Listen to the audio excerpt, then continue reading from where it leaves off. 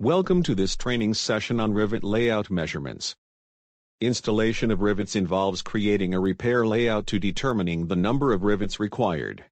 It also determines the proper size and style of rivets to be used, their material, temper condition and strength, the size of the holes, the distances between the holes, and the distance between the holes and the edges of the patch.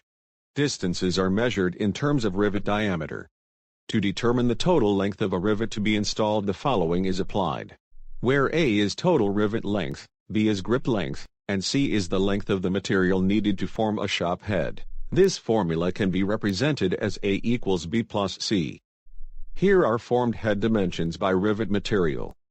Note the pre-drive protrusion dimensions. For example, 1.5D is 1.5 times the shank diameter. For structural applications, the strength of the replacement rivets is of primary importance.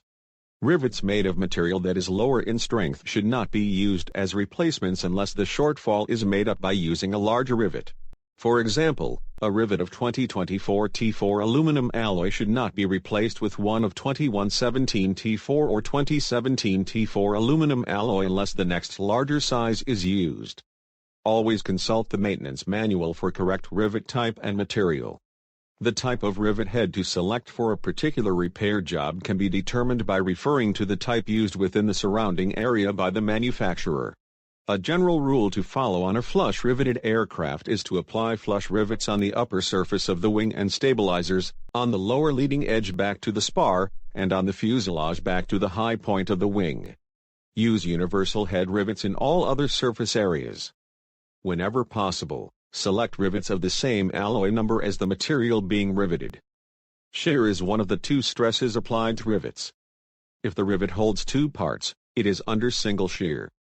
If it holds three sheets or parts, it is under double shear. Shear stress is the most common cause of rivet failure. To determine the shear strength, the diameter of the rivet to be used must be found by multiplying the thickness of the skin material by 3.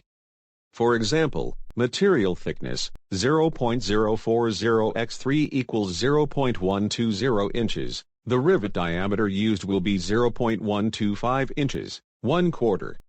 Tension is the other stress applied to rivets. The resistance to tension is called bearing strength and is the amount of tension required to pull a rivet through the edge of two sheets riveted together or to elongate the hole. Do not confuse shear stress with tension stress. Tension is a pulling force at each end, like a tug of war. Shear stress is a tighter, opposing action where a top plate would move to the left and the bottom plate would move to the right. Rivet spacing is measured between the center lines of rivets in the same row. The minimum spacing between protruding head rivets shall not be less than 3 1/2 times the rivet diameter. The minimum spacing between flush head rivets shall not be less than 4 times the diameter of the rivet, unless specified otherwise. On most repairs, the general practice is to use the same rivet spacing and edge distance that the manufacturer used as specified in the structural repair manual. When new sections are to be added, the edge distance measured from the center of the rivet should never be less than 2 times the diameter of the shank. The distance between rivets or pitch should be at least 3 times the diameter. Do not confuse this with rivet spacing mentioned earlier, which is rivet center to rivet center at 3 1/2 times. The distance between rivet rows should never be less than 2 1/2 times the diameter. Edge distance, also called edge margin by some manufacturers, is the distance from the center of the first rivet to the edge of the sheet. Remember, minimum edge distance is 2 times the shank diameter. It is also no more than 4 times the shank diameter.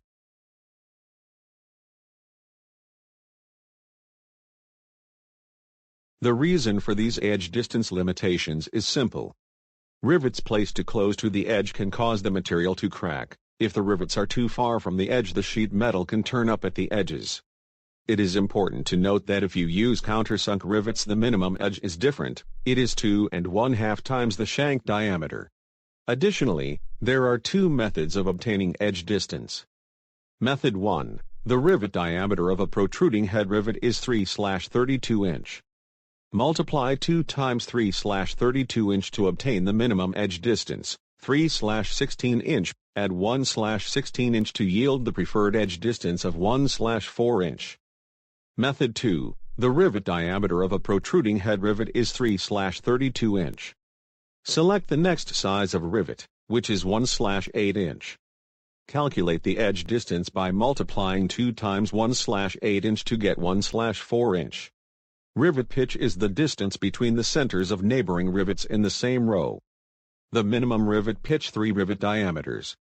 Rivet pitch usually ranges from 4 to 6 rivet diameters, although in some instances rivet pitch could be as large as 10 rivets.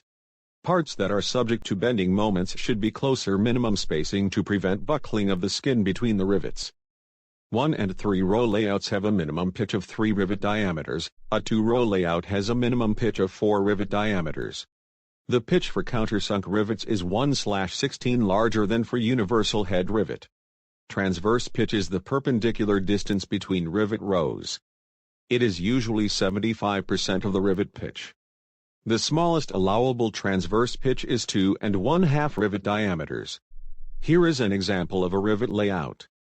If splicing a damaged tube, and the rivets pass completely through the tube, space the rivets 4 to 7 rivet diameters apart. If adjacent rivets are at right angles to each other, space them 5 to 7 rivet diameters apart if the rivets are parallel to each other.